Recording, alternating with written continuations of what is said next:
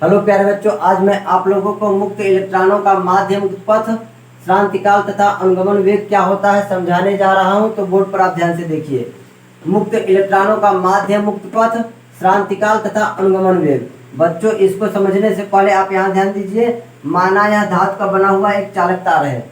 माना यह धातु का बना हुआ एक चालक तार है। बच्चों, जैसा कि आपको पहले से ही पता है, धातुओं के ही चालक तार बनाए जाते हैं और उनमें मुक्त इलेक्ट्रॉनों की संख्या बहुत ज़्यादा होता है, जिसके कारण इनमें विद्युत धारा का प्रवाह बहुत तेजी से होता है। ओके बच्चों, धातुओं के ही चालक तार बनाए जाते हैं और धातुओं में मुक्त इलेक्ट्रॉनों की संख्या बहुत ज़्यादा पाई जाती है, जिसके कारण इनमें विद्युत का चालन, विद्युत धारा का प्रवाह बहुत तेजी से होता है। तो आप याद रखिए बच्चों, धातुओं में लगभग 1 घन मीटर में 10⁻29 इलेक्ट्रॉन पाए जाते हैं।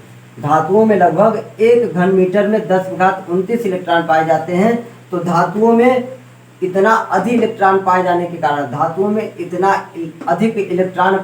के कारण, ये आपस में टकराते रहते हैं, एक दूसरे को टक्कर देते रहते हैं और धातु के अंदर अनियमित गति करते रहते हैं। ओके बच्चों, धातुओं में इलेक्ट्रॉनों की संख्या इतनी अधिक होने के कारण ये आपस में एक दूसरे से टकराते रहते हैं, एक दूसरे को टक्कर मारते रहते हैं और टक्कर मार करके अनियमित गति करते रहते हैं चारों दिशाओं में धातु के अंदर। ओके बच्चों, लेकिन आप याद रखिए, इनका औसत वेग, इस कंडीशन में औसत वेग 0 होता है इनका। ओके बच्चों, अब लेकिन आगे ध्यान दीजिए, यदि इनके सिरों के मध्य किसी बैटरी या सेल को लगा दिया जाता है, इनके सिरों के मध्य, चालक तार के सिरों के मध्य किसी बैटरी या सेल को लगा दिया जाता है, तो जो इलेक्ट्रॉन अनियमित गति यहाँ कर रहे थे वो यहाँ पर एक नियत वेग से निम्न विभव से उच्च विभव की ओर गति करने लगते हैं। ओके बच्चों, आप ध्यान दीजिए, अभी इलेक्ट्रॉन यहाँ पर अनियमित गति चारों दिशाओं में कर रहे हैं, आपस में टक्कर कर रहे हैं,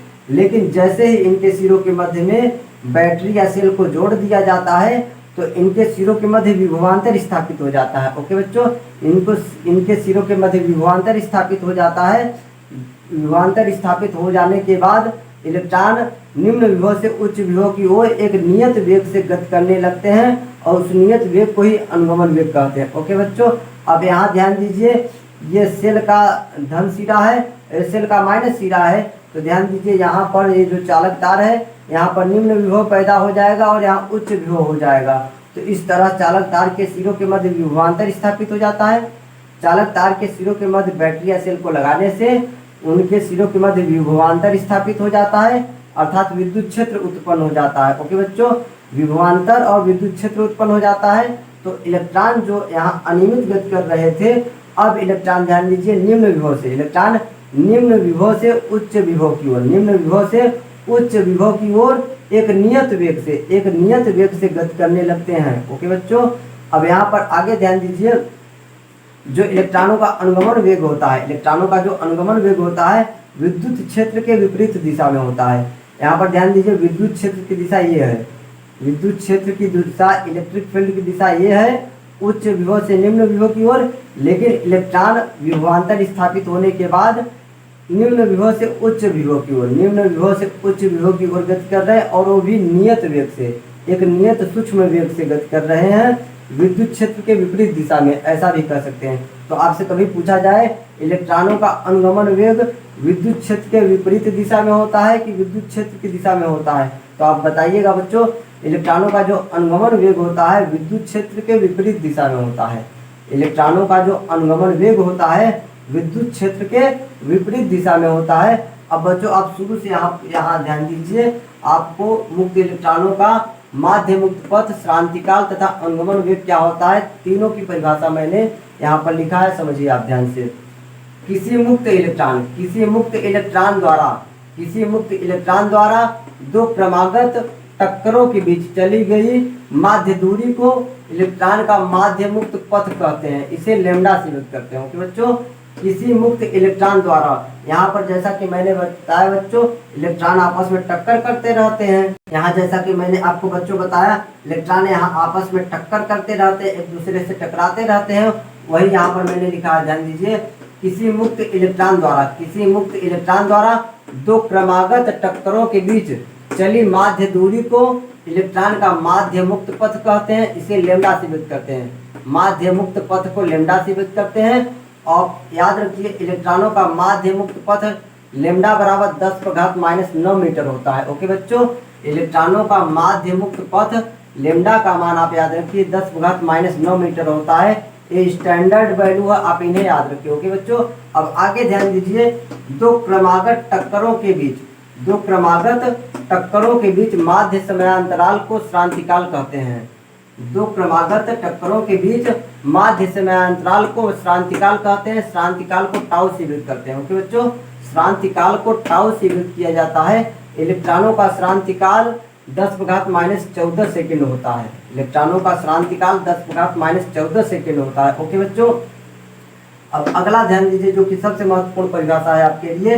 किसी चालक तार के सिरों के मध्य विभवांतर स्थापित करने पर इलेक्ट्रॉन नियत सूक्ष्म वेग से निम्न विभव से उच्च विभव की ओर गति करने लगते हैं। इस नियत सूक्ष्म वेग को अनुगमन वेग कहते हैं। इस नियत सूक्ष्म वेग को अनुगमन वेग कहते हैं। ओके बच्चों, आप यहाँ ध्यान दीजिए, को रहेगा। ओके बच्चों, इस नियत सूक्ष्म वेग को अनुगमन वेग कहते हैं और अनुगमन वेग को वीडी से व्यक्त करते हैं। ओके बच्चों, आप फिर से ध्यान दीजिए, किसी चालक तार के सिरों के मध्य विभवांतर स्थापित करने पर इलेक्ट्रॉन नियत सूक्ष्म वेग से निम्न विभव से उच्च विभव की ओर गति करने लगते हैं। इस नियत सूक्ष्म वेग को अनुगमन वेग कहते हैं और अनुगमन वेग को वीडी से व्यक्त करते हैं। ओके बच्चों, तो आप ध्यान दीजिए, इलेक्ट्रॉनों का अनुगमन वेग कितना होता है? 10⁻⁴ मीटर पर सेकेंड होता है। और आप यहाँ ध्यान दीजिए, जब चालक तार के सिरों के मध्य बैटरी या सेल नहीं लगा रहता है तब इलेक्ट्रॉन जो आपस में टकरा करके गति करते रहते हैं वो होता है 10⁵ मीटर पर सेकेंड। ओके बच्चों, ये ऊष्मीय वेग इसको कहते हैं। ओके बच्चों, आप याद रखिए, इलेक्ट्रॉन जब चालक तार के सिरों के मध्य बैटरी या सेल को नहीं लगाया गया होता है तो जो इलेक्ट्रॉन अनियमित गति करते हैं आपस में टक्कर के बाद, वो लगभग 10⁵ मीटर प्रति सेकेंड होता है। ओके बच्चों, इसे ऊष्मीय वेग कहते हैं। और आप याद रखिए, औसत ऊष्मीय वेग इलेक्ट्रॉनों का 0 होता है। इलेक्ट्रॉन आपस में टकराते रहते हैं, इनका औसत वेग क्या होता है? इस कंडीशन में 0 होता है। लेकिन जब इनके सिरों के मध्य बैटरी लगा दिया जाता है या सेल लगा दिया जाता है तो इलेक्ट्रॉन एक नियत वेग से निम्न विभव से उच्च विभव की ओर, या आप ऐसा कह सकते हैं विद्युत क्षेत्र के विपरीत दिशा में गति करने लगते हैं। ओके बच्चों, अब ध्यान दीजिए, अनुगमन वेग का मान ऊष्मीय वेग की अपेक्षा बहुत कम होता है। ओके बच्चों, तो आप इसे नोट कर लीजिए। तो बच्चों अब आगे ध्यान दीजिए, मैं आप लोगों को अनुगमन वेग और धारा में संबंध क्या होता है समझाने जा रहा हूँ। तो आप यहाँ से ध्यान दीजिए, यदि चालक तार से t सेकेंड में q आवेश प्रवाहित हो तो उससे प्रवाहित धारा का मान q/t हो जाएगा। यदि चालक तार से t सेकेंड में q आवेश प्रवाहित हो तो उससे प्रवाहित धारा का मान q/t हो जाएगा। इसे समीकरण 1 मान लीजिए। ओके बच्चों, अब इसी के आगे आप यहाँ से ध्यान दीजिए, माना तार का क्षेत्रफल a है तथा प्रति एकांक आयतन में मुक्त इलेक्ट्रॉनों की संख्या n है। माना तार का क्षेत्रफल a है तथा प्रति एकांक आयतन का मतलब हुआ 1 घन मीटर आयतन में मुक्त इलेक्ट्रॉनों की संख्या n है। तो 1 सेकंड में तार से गुजरने वाले इलेक्ट्रॉनों की संख्या n AVD हो जाएगा। ओके बच्चों, 1 सेकंड में तार से गुजरने वाले इलेक्ट्रॉनों की संख्या n AVD हो जाएगा। अब यहाँ पर एक महत्वपूर्ण बात आप ध्यान दीजिए, A और VD का गुणनफल आयतन हो जाएगा। ओके बच्चों, A और VD का जब आप गुणा करेंगे तो यहाँ पर ये आयतन बन जाएगा। कैसे? आप ध्यान दीजिए, VD को ध्यान दीजिए, 1 सेकंड में इलेक्ट्रॉन द्वारा चली गई दूरी है। ओके बच्चों, VD 1 सेकंड में इलेक्ट्रॉन द्वारा चली गई दूरी है जिसे अनुगमन वेग कहते हैं यहाँ पर। अब क्षेत्रफल में 2 दूरी का गुणनफल हमेशा होता है। 2 दूरी के गुणा को क्षेत्रफल कहते हैं और VD भी एक दूरी है, 1 सेकंड में इलेक्ट्रॉन द्वारा चली गई दूरी, तो 3 दूरी का गुणा आयतन कहलाता है। ओके बच्चों, क्षेत्रफल में 2 दूरी का गुणा हमेशा होता है और VD भी एक दूरी है, 1 सेकंड में इलेक्ट्रॉन द्वारा चली गई दूरी, तो 3 दूरी का गुणा हो गया। क्षेत्रफल में 2 दूरी और 1 दूरी A, 3 दूरी का गुणनफल हो गया और 3 दूरी के गुणनफल को आयतन कहते हैं। ओके बच्चों, तो आप यहाँ ध्यान दीजिए, एक आयतन यानी प्रति एकांक आयतन में इलेक्ट्रॉनों की संख्या n है, यानी प्रति एकांक आयतन यानी 1 घन मीटर आयतन में इलेक्ट्रॉनों की संख्या इतना है। तो इतने आयतन में इलेक्ट्रॉनों की संख्या निकालने के लिए इसमें n का गुणा कर दिया जाएगा। ओके बच्चों, एक आयतन में इलेक्ट्रॉनों की संख्या n है तो इतने आयतन में इलेक्ट्रॉनों की संख्या निकालने के लिए n का गुणा कर दिया गया। ओके बच्चों, तो आपको इतनी बात समझ में आया। अब आगे ध्यान दीजिए यहाँ पर, अतः t सेकंड में तार से गुजरने वाला कुल इलेक्ट्रॉन। तो बच्चों आगे ध्यान दीजिए, अतः t सेकंड में तार से गुजरने वाले कुल इलेक्ट्रॉन NaVdT हो जाएगा। ओके बच्चों, यहाँ पर ध्यान दीजिए, एक सेकंड में गुजरने वाले कुल इलेक्ट्रॉन इतने हैं, एक सेकंड में गुजरने वाले कुल इतने इलेक्ट्रॉन हैं, तो t सेकंड में इतने इलेक्ट्रॉन हो जाएंगे, t का गुणा हो जाएगा। ओके बच्चों, अब t सेकंड में प्रवाहित कुल आवेश बराबर क्या होता है, इलेक्ट्रॉनों की संख्या गुणित एक इलेक्ट्रॉन का आवेश। ओके बच्चों, आप समझिए, एक इलेक्ट्रॉन का आवेश इतना होता है, एक इलेक्ट्रॉन का आवेश इतना होता है, और कुल इतने इलेक्ट्रॉन है तो उन पर कितना आवेश हो जाएगा, ई का इसमें गुणा हो जाएगा। ओके बच्चों, तो आप ध्यान दीजिए, टी सेकंड में तार से प्रवाहित होने वाला कुल आवेश कितना हो गया, इलेक्ट्रॉनों की कुल संख्या, और एक इलेक्ट्रॉन का आवेश इतना है, तो आपने इसका गुणा कर दिया, तो इसको समीकरण 2 मान लीजिए। ओके बच्चों, अब इसके आगे ध्यान दीजिए, ये जो समीकरण 2 है, यहाँ पर समीकरण 1 में Q की जगह, समीकरण 1 में Q की जगह आप ये वैल्यू रखिए, ये वैल्यू आप रख दीजिए, तो आपका बट्टे में t है, t से t क्या हो गया, कैंसिल हो गया, t से t क्या हो गया, कैंसिल हो गया, तो आपका I बराबर NeAVD बचा, I बराबर NeAVD। यही आप याद रखिए, क्या है, अनुगमन वेग और धारा में संबंध। आपने हेडिंग क्या लगाया है, ध्यान दीजिए, अनुगमन वेग और धारा में संबंध, यही आपको पता करना था, यही मेन रिजल्ट है। अनुगमन वेग Vd है और धारा I है, यही आपस में रिलेशन है। और यहाँ E क्या है, एक इलेक्ट्रॉन का आवेश, एक इलेक्ट्रॉन का आवेश इतना होता है, आप याद रखिए। ओके बच्चों, तो आप इसे नोट कर लीजिए। तो आगे ध्यान दीजिए, मैं आप लोगों को धारा घनत्व J और अनुगमन वेग Vd में संबंध बताने जा रहा हूँ। धारा घनत्व J और अनुगमन वेग Vd में संबंध क्या होता है, आपको मैं समझाने जा रहा हूँ। तो जैसा कि बच्चों आपने अभी पीछे फार्मूला प्राप्त किया, धारा और अनुगमन वेग में संबंध, धारा और अनुगमन वेग Vd में संबंध होता है I बराबर NeAVD। ओके बच्चों, ये फार्मूला अभी जस्ट पीछे आपने देखा। अब धारा घनत्व का फार्मूला होता I बटे A, धारा घनत्व J बराबर I बटे A होता है। इसमें I का मान है, ये जो I का मान है इस फार्मूले में रखेंगे तो एरिया से एरिया कैंसिल हो जाएगा, क्षेत्रफल से क्षेत्रफल कैंसिल हो जाएगा, तो J बराबर NeVD बचेगा, J बराबर NeVD। ओके बच्चों, धारा घनत्व और अनुगमन वेग में संबंध यही है आपका। ओके बच्चों, धारा घनत्व J और अनुगमन वेग Vd में यही संबंध होता है। तो आप याद रखिए बच्चों, धारा और अनुगमन वेग में संबंध ये है, धारा और अनुगमन वेग में संबंध ये है, और धारा घनत्व और अनुगमन वेग में संबंध है, धारा घनत्व अनुगमन वेग में संबंध है। ओके बच्चों, बहुत ही आसान है, I बराबर इतना फार्मूला होता है और धारा घनत्व का फार्मूला I बटे A होता है। I का मान इसमें जब रखेंगे तो एरिया से एरिया कैंसिल हो जाएगा, तो J बराबर NeVD बचेगा। तो धारा घनत्व और अनुगमन वेग Vd में यह संबंध है। तो बच्चों अब आगे ध्यान दीजिए, मैं आप लोगों को प्रतिरोधकता और धारा घनत्व J में संबंध समझाने जा रहा हूँ, तो बोर्ड पर आप ध्यान से देखिए। प्रतिरोधकता को विशिष्ट प्रतिरोध भी कहते हैं, इससे रो से व्यक्त किया जाता है। ओके बच्चों, प्रतिरोधकता को विशिष्ट प्रतिरोध भी कहते हैं और इसे रो से व्यक्त किया जाता है। तो मैं अब आप लोगों को प्रतिरोधकता रो और धारा घनत्व J में संबंध समझाने जा रहा हूं। तो आप बोर्ड पर देखिए, रो बराबर RA बटे L, ये फार्मूला पहले से आप जानते हैं, रो बराबर RA बटे L होता है। ओके बच्चों, अब जो ये क्षेत्रफल है, एरिया है, वो L के बट्टे में आ जाएगा, तो इसको हम ऐसा भी लिख सकते हैं। ओके बच्चों, सिंपल मैथमेटिक्स लगा करके हम इसको ऐसा भी लिख सकते हैं।